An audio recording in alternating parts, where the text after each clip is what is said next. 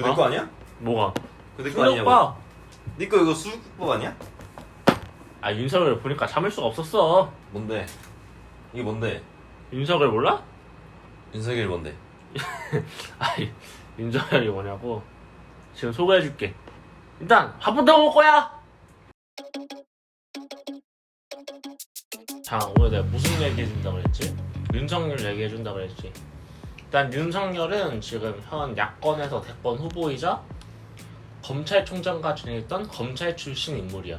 윤석열이 어떻게 야당 대권 후보까지 올라갈 수 있었는지 그 얘기를 한번 오늘 해줄게. 일단 먼저 윤석열은 서울대 법대 출신인데 구술을 해서 굉장히 유명했어.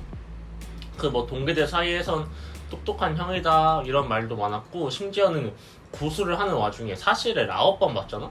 그래서 사실 너무 잘 아는 거야 자신이. 그래서 다른 사시 준비생을 과외시켜줄 정도로 사실 박사다라는 말이 많았지.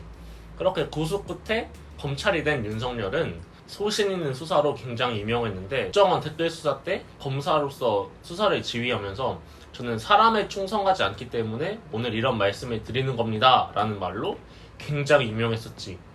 이 국정원 댓글 조작 사건 이후에 윤석열은 보복성 인사조치로 후방으로 밀려나게 돼. 2016년에 박근혜 최순실 특검팀의 특검팀 팀장으로 임명된 후에 문재인 정부에 들어서서 서울중앙지검장으로 승진하게 돼.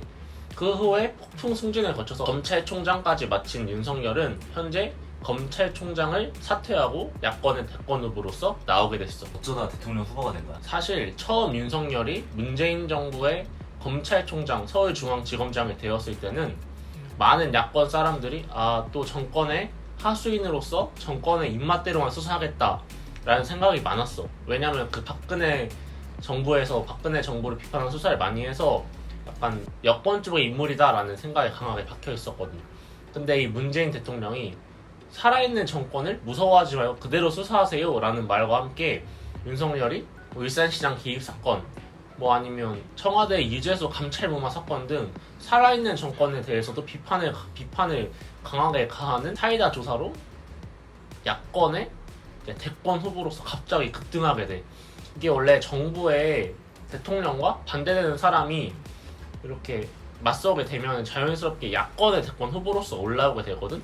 이런 인지도가 점점 커지다 보니까 현재는 야권에서 제일 최재형 감사원장보다도 더 유력한 대권 후보로서 거론되고 있는 상황이야. 살아있는 정권과도 직접적으로 부딪히는 수사를 했다고. 이게 추미애 법무부 장관과의 대립과도 연관이 되는데, 사실 업무 직계상 보면 대한민국 법무부 장관이 대한민국의 검찰을 총지휘하기 때문에 윤석열 검찰총장 위에 추미애 당시 법무부 장관이 위치해 있었다고 볼 수 있어.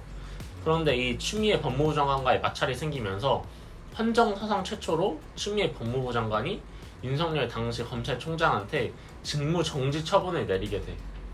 그리고 이 직무정지 처분에 윤석열 당시 검찰총장이 굉장히 격분하면서 억울해한 거야. 그래서 법원에 소송을 냈고, 법원은 당시 윤석열 검찰총장 편을 들어줘서 검찰총장에 복귀하게 돼.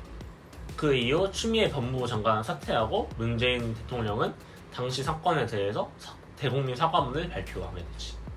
그럼 윤석열이 이긴 거야? 뭐 윤석열이 이겼다 졌다를 논할 수는 없는데, 사실 윤석열도 그 이후에 검찰총장직을 사퇴하면서 그냥 자연스럽게 잘 마무리된 것 같다. 그럼 그 뒤에는? 그 뒤에는 뭐 서울대 무슨 반도체 실습소인가 뭐 그런 것도 다녀오고 뭐 여러 대권 행보를 보이고 있어. 특히 저번 달 6월 29일에는 대선 출마 선언도 하면서 대권 행보를 좀 더 강화하고 있지. 오늘 얘기 어땠어? 윤석열에 대해 좀 알게 된 것 같아?